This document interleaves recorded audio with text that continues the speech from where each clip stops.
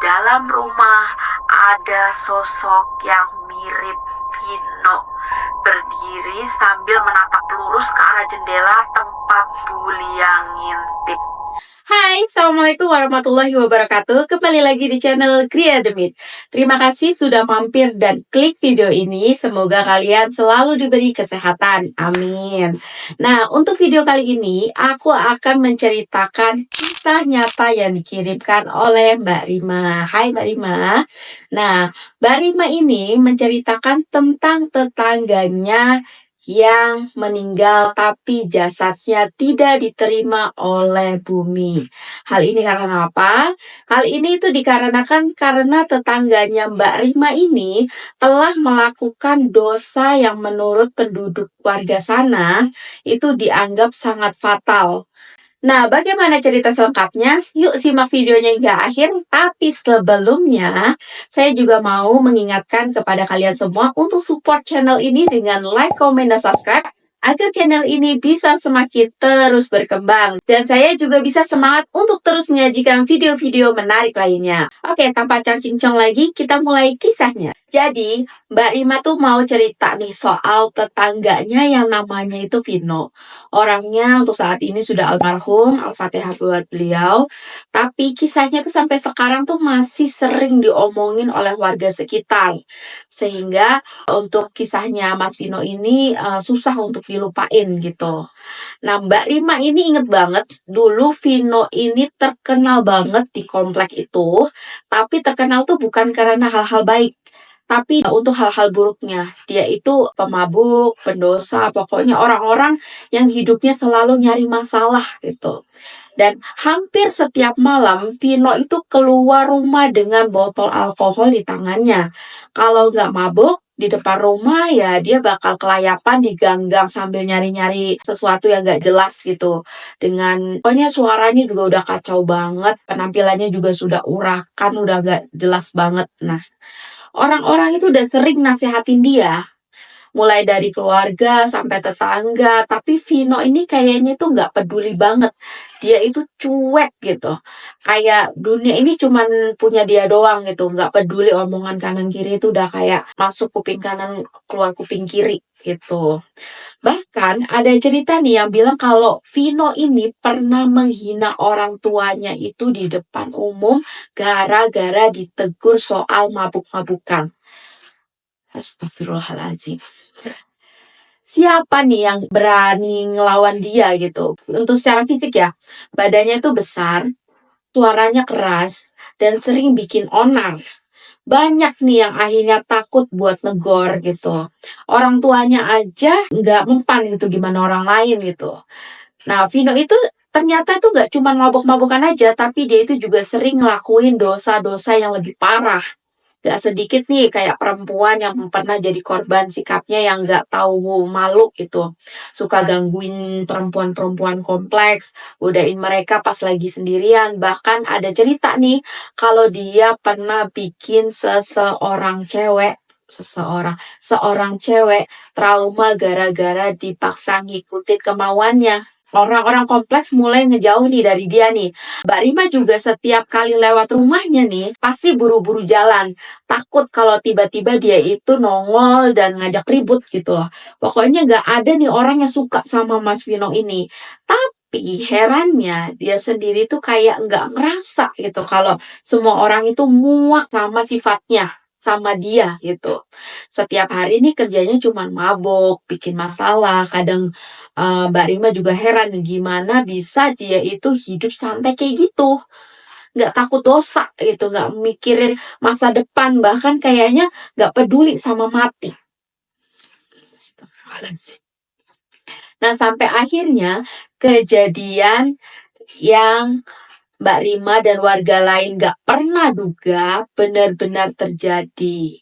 Suatu malam, Cuaca pada saat itu kata Mbak Rima tuh lagi hujan deras banget, petir tuh sambar menyambar gitulah, bikin suasana tuh makin gak enak gitu. Nah di tengah suara hujan dan petir itu, Mbak Rima itu dengar suara gaduh dari rumah Vino. Nah Mbak Rima pikir itu, mungkin si Vino ini lagi mabok-mabokan kali ya gitu. Nah, jadi Mbak Rima ini nggak terlalu peduli gitu loh. Tapi nggak lama kemudian suara itu makin kenceng dan tiba-tiba tuh berhenti. Nah, besok paginya berita buruk tersebar ke seluruh penjuru komplek. Mas Vino akhirnya almarhum. Jasadnya ditemuin tergeletak di lantai rumahnya. Kondisinya tuh mukanya pucat, matanya melotot, kayak orang yang ketakutan banget gitu. Banyak yang bilang kalau Mas Vino ini meninggal gara-gara karma. Ya gimana enggak ya, hidupnya aja udah kayak neraka, penuh dosa, mungkin udah waktunya kali ya Tuhan mengambil nyawanya. Tapi ternyata cerita kematian Vino itu nggak berhenti tuh sampai di situ. Saat hari pemakamannya itu, warga kompleks di situ termasuk Mbak Rima ini ikut nganter jenazah Vino ke kuburan. Biar gimana pun Mas Vino ini meski banyak yang benci sama dia, tapi ya tetap aja ya kita itu mau ngasih penghormatan terakhir sama manusia. Kita juga harus tolong menolong, harus saling menghargai juga gitu. Jadi kalau misalnya ada orang yang kena musibah ya kita wajib bantu gitu. Nah pada saat itu nih suasananya itu sepi dan agak aneh, nggak ada tuh yang nangis, nggak ada yang kelihatan sedih. Semua orang tuh kayak ngerasa oh akhirnya Mas Vino pergi, oh akhirnya sang pembuat onar ini pergi. Jadi ya udah kayak biasa aja gitu penduduk situ. Tapi anehnya pas proses pemakaman suatu yang bikin bulu kuduk semua orang merinding itu terjadi. Jadi pada waktu itu para penggali kubur udah nyiapin liang lahat nih buat jasad Vino. Pas udah siap diturunin, tiba-tiba tanah kuburannya ambruk. Kayak longsor gitu loh. Jadi semua orang tuh kaget, tapi ya masih dianggap wajar lah. Oh mungkin karena keadaan alam. Nah lalu kuburan itu digali lagi. Nah siap-siap buat masukin peti. Tapi kali ini tanah di sekitar kuburan Vino berubah jadi keras banget kayak batu. Nah, para penggali udah coba segala cara nih, tapi gak ada tuh yang berhasil buat ngelunakin tanah itu. Salah satu orang tua di sana bilang, tanah ini gak mau nerima jasad Vino. Suara orang tua itu bikin semua itu makin ngeri gitu. Tapi apa boleh buat, akhirnya peti dipaksa masuk dengan susah payah banget. FYI, jadi Mas Vino ini agamanya non-muslim ya. Nah, setelah peti berhasil dikubur, semua orang tuh langsung buru-buru pulang tuh ya. Gak ada tuh yang mau lama-lama di kuburan Vino. Setelah pemakaman bukannya tenang, warga tuh justru mulai ngalamin hal-hal aneh. Setiap malam tuh ya, orang-orang tuh sering banget dengar suara langkah kaki berat di sekitar rumah. Nah, kayak ada yang jalan-jalan tapi nggak kelihatan gitu. Terus Mbak Rima sendiri tuh pernah jadi ngerasain itu tengah malam nih, Mbak Rima katanya lagi tidur.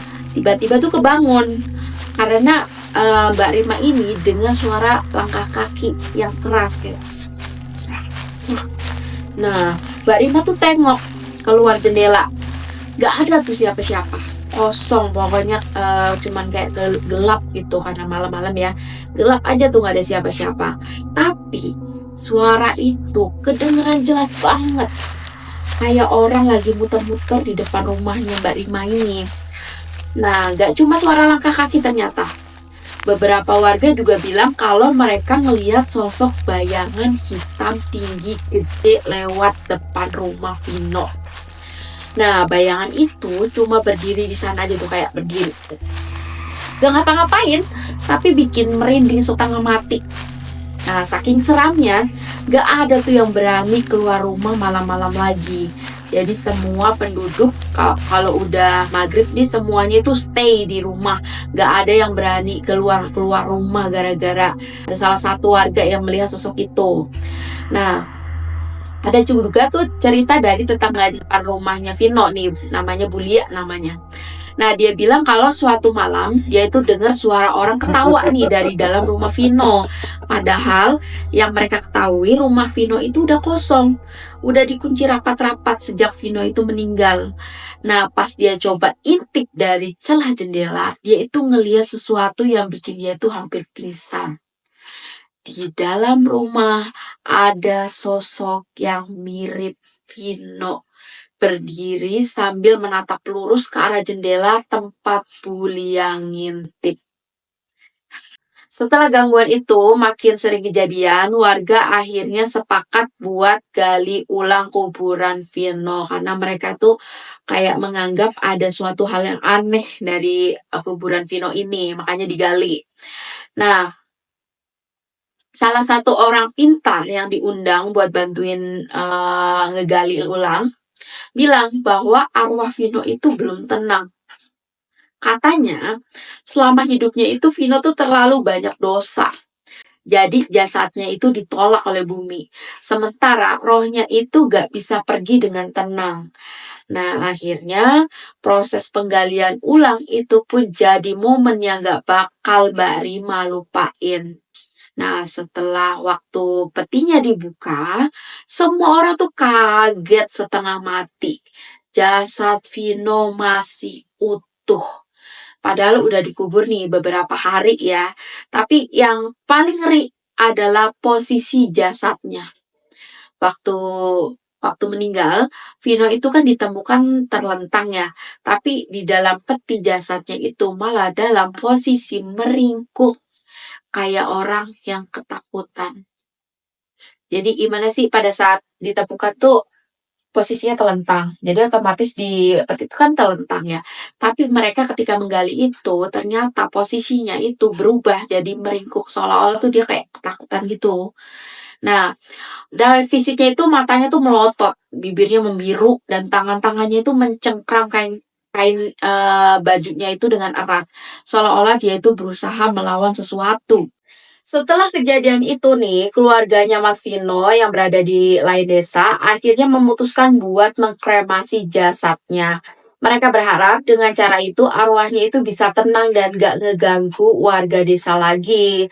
Nah, proses kremasi juga berjalan dengan lancar, tapi entah kenapa Mbak Rima itu sendiri dan juga beberapa warga itu masih sering ngerasain hawa yang gak enak tiap kali lewat bekas rumah Mas Vino.